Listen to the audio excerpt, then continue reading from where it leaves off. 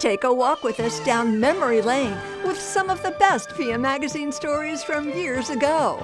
We're updating those great stories and bringing them from the then to the now.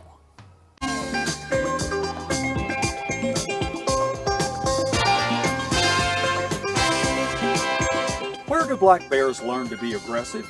Is it here? We'll visit a hibernating black bear to see what the little ones may be learning. Is it because of this? Experts say yes, but we still keep right on doing it. And then, this could be the result of aggressive black bear behavior. A family attacked by a black bear at a popular hiking spot. What we can learn from the loss of a 9-year-old child.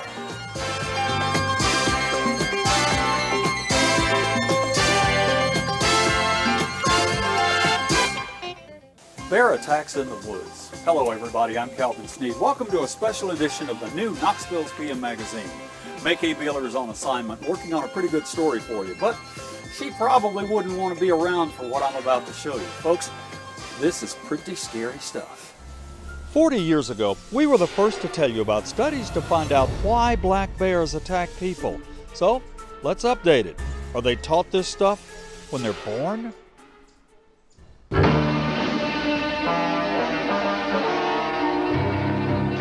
Up until a few years ago, very little was known about black bears in the Great Smoky Mountains.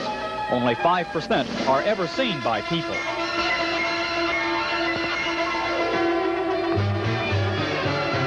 But this can sometimes happen when that 5% encounter people, and the person has something the bear wants.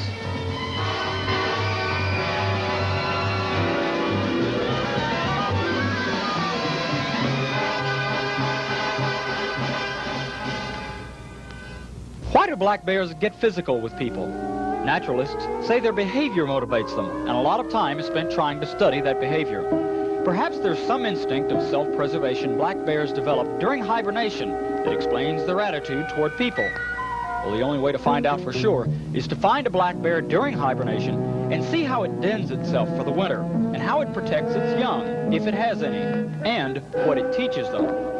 But how do you find an animal that doesn't want to be found when it's hibernating? Well, we've got 13 total, but I'm essentially looking for 4 or 5 right now, getting locations, trying to determine if they're in the dens or not. Dr. Mike Pelton and 2 of his students from the University of Tennessee are anxious to learn everything they can about the denning habits of black bears, to see what teaches them to attack people to get what they want. They may find out by tracking the location of hibernating black bears using sophisticated radio tracking equipment. How long do you think it would take to get in there? 30, 40 minutes, probably, walk. I haven't located her den exactly, but I suspect she's on the ground. She was last year. She with yearlings this year? Yearlings. Mm-hmm. Okay. She had 3 newborn last year, and we expect her to have the same this year. But I guess we ought to get started. We'll make a day of it. Yeah, don't forget the blankets. Flashlight? I got one here. I'll borrow that bag for this netted. The antenna looks in pretty good shape. No, I'm just gonna use this rope here to tie them up. Yeah, I guess that's about it. We're gonna take a radio with us, park radio for communication. Yeah, we should. Probably should.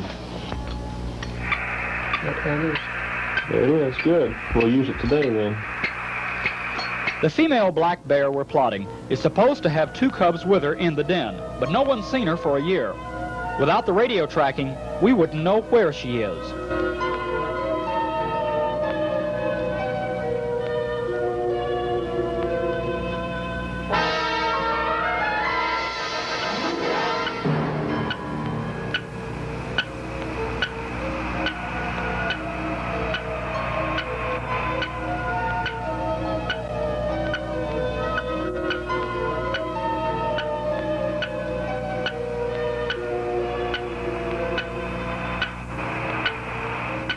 Straight ahead. Black bears are, by nature, shy and secretive, and they never hibernate close to where they think people are. Radio tracking takes us right to the den, we make one last stop to get ready.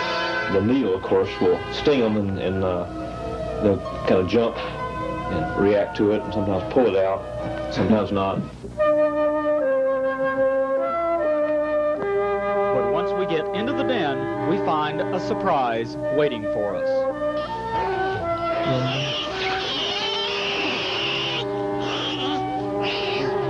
She has newborn cubs, and they're 2 or 3 weeks earlier than we had ever suspected they would be. So the other thing that's unique is that this bear had, we thought was going to have yearlings with her. So apparently sometime during the year, the yearlings, she separated from her young and came into estrus or heat again and bred, and now has cubs again. So in essence, she's had cubs 2 consecutive years, which is very unusual. Normally they have cubs only every other year. Well, the cubs are cute, but there's still work to be done. Now, this isn't a panhandler black bear or one that attacks people, but one of her cubs might be. She might even be teaching them right now. For a female with cubs, it's a fairly open, exposed situation. Normally, we would expect them to go into a tree den or something a little bit more secure. But Think the cubs will survive? yeah, I don't think there's any problem there. Let's go with 27.5. With 12. Meanwhile, totally ignoring the historic significance of the occasion, the 2 cubs have discovered Pat, their temporary surrogate mother. I don't have any teeth yet. Yeah. She's got claws, though. Yeah. That's the first thing to develop, your claws. Think you want to tag him? Got him. When those fell down, I put him back in the coat immediately. He released.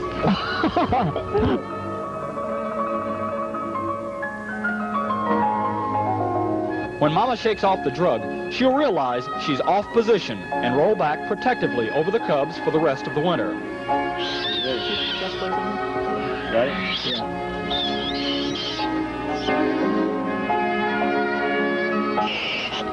Could this become this? No one really knows for sure, but one thing is certain. And the more we know about the animal in its natural state, I think the better we can deal with the problems when it confronts man or people in front country or along roadsides or even in backcountry campsites. And so as the sun sets on the winter horizon, Mama Bear sleeps on, waiting for spring, the Smoky Mountain visitors, and the food. Dr. Pelton says after years of watching them, bear cubs learn quickly from a pretty good teacher who's got experience at what they need to know to survive. Well, I think it's pretty well documented that because the cubs stay with their mother for almost 1.5 years, that she does teach them habits, both bad and good. And that's a part of the scenario. And into that scenario comes people. People with cameras who entice the bears to stay put just so they can get a picture of it. The enticement is food. The solution is managing our attractants, managing our food and garbage. The solution is being bear-wise and jumping on the bear-wise campaign. And what you're about to see are people not being bear-wise. Folks, I got to tell you, the video you're about to see may shock you. People wanting to get close to bears, and the bears using that to be aggressive to get what they want.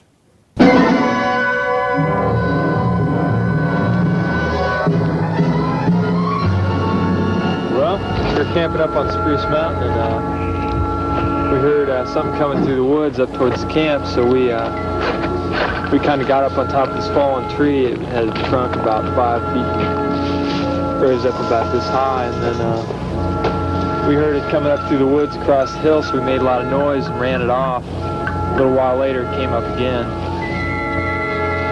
What you're hearing is an eyewitness account of what's called a session. And what you're seeing is actual 8mm footage of what can sometimes happen when a person and a black bear meet face to face.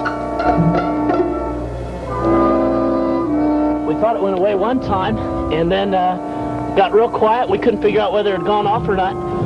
It was close enough that we heard it snort.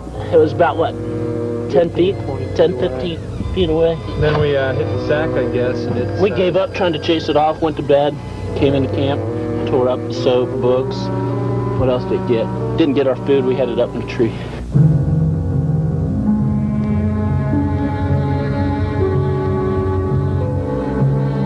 The Great Smoky Mountains, the nation's most visited national park.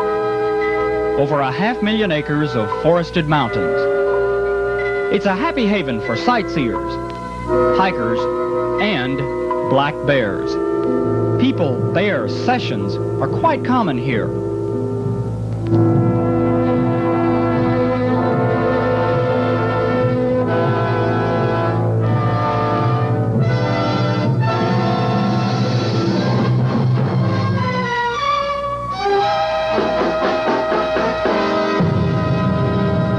Now, black bears aren't like grizzlies, their distant brothers. They're not man-eaters. But lately in the Smoky Mountains, black bears have become man-handlers.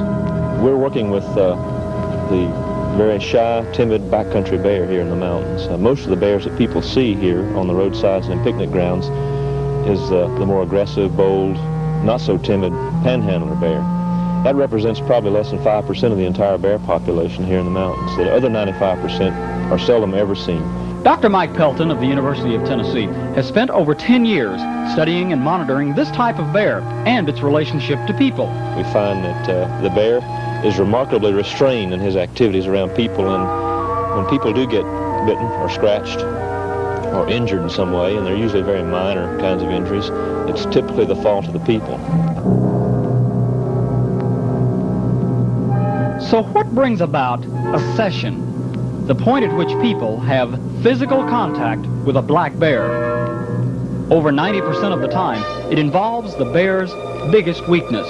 Most of these incidents where people and bears come together, somebody somewhere along the way reinforces that bear's presence there by throwing food to it. And this is a conditioned response that the bear keeps returning to this situation. It eggs them on. Essentially.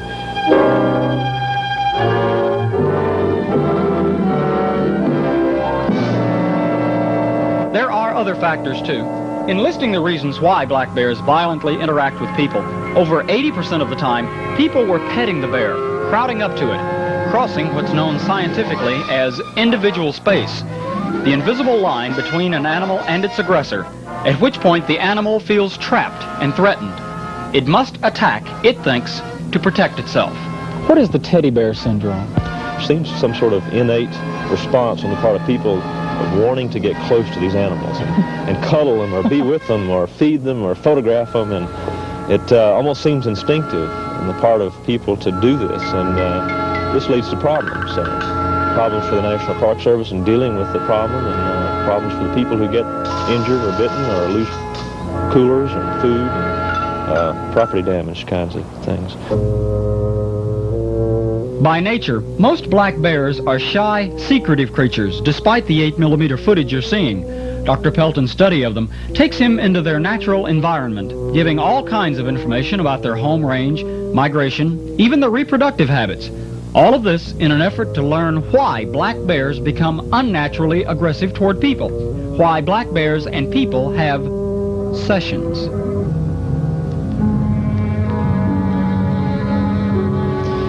One of the mistakes that a lot of people make, particularly in backcountry, is just suddenly and totally panicking and dropping everything they have and running. Well, this essentially just reinforces a bear because he gets what he wants and moves on to the next victim. Being a little bit aggressive back toward the animal helps a lot, and throwing a rock, yelling, jumping. If they charge us a couple times, try to get us to run off. But we heard it coming up through the woods across the hill, so we made a lot of noise and ran it off. A little while later, it came up again. The best thing for people to do is avoid that session, avoid that interaction if possible, and to just move slowly away and try not to interact with the animal. And if the bear persists, then be a little aggressive back toward him through yelling and throwing rocks and sticks and things.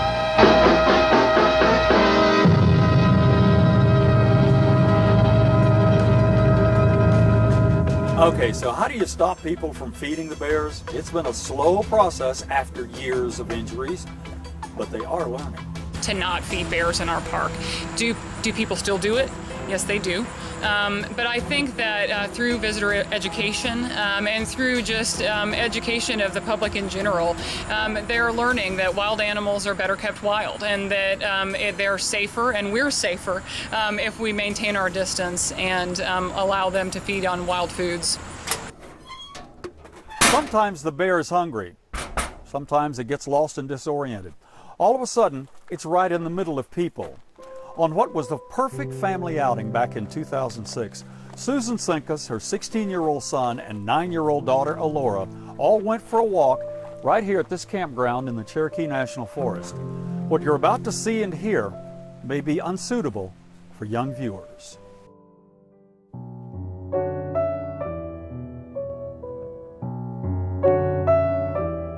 Every day I see her, and she's a part of me. Her name was Alora Celeste. It means God is my light, sent from heaven. She really had a special light about her. And sometimes I think she was very much like little girls. And she loved to go on hikes. One of the Sinkus family's favorite places to hike was at the Chilhowie Campground in the Cherokee National Forest. It was there 15 years ago that their lives changed forever when they ran into an unwanted visitor right down here at Benton Falls. They joined another family at the base of the 65-foot waterfall. This is one of the last pictures of Alora with her big brother. Luke and I started crossing the rocks. Alora was already over there. On those rocks, see where the fallen tree is there? About there. Susan's heart sank when she looked up into the underbrush. And I saw a black bear. Susan yelled for Alora, and she and Luke went back up the rock stairs.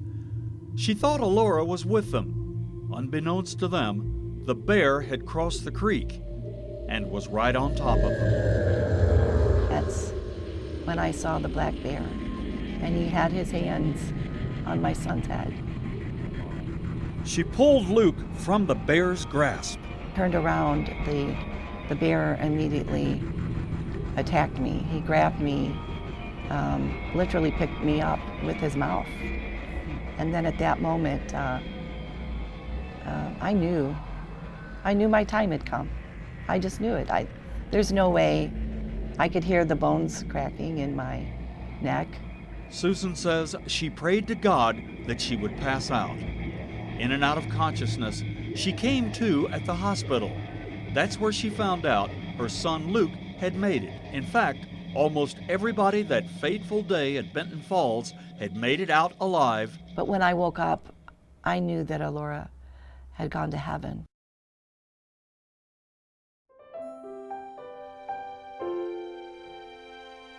Alora's remains were found about 700 feet at the base of another unnamed waterfall.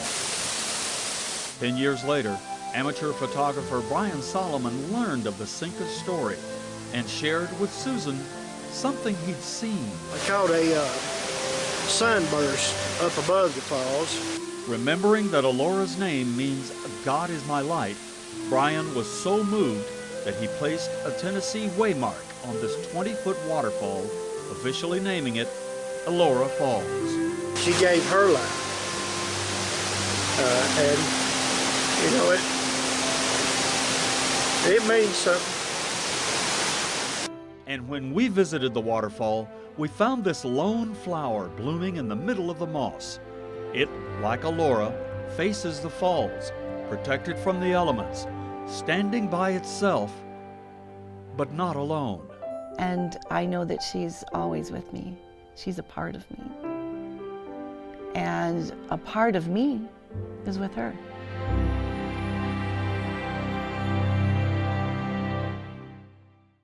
Susan's son Luke got through his surgeries. He's doing pretty good now. Susan also healed up from her wounds. She knows that one day, she says, she will see her daughter again.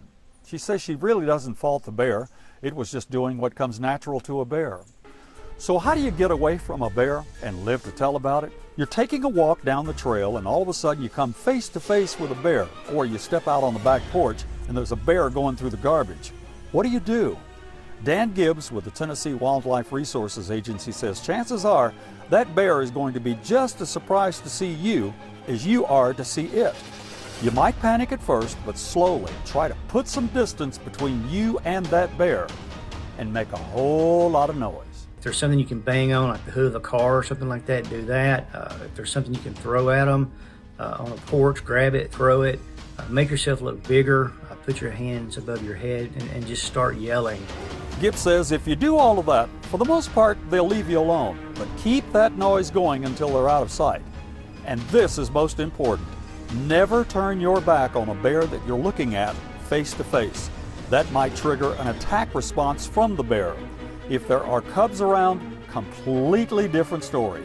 Do not get near them, even if you don't see the mama bear. Face them and yell and scream at them too. Folks, black bears are not teddy bears to be hugged and played with. They are dangerous animals that are best left alone. Thanks for joining us for this special edition of the new Knoxville's PM magazine from the Cherokee National Forest. I'm Calvin Sneed from AK Beeler. We've got more interesting stories for you coming up.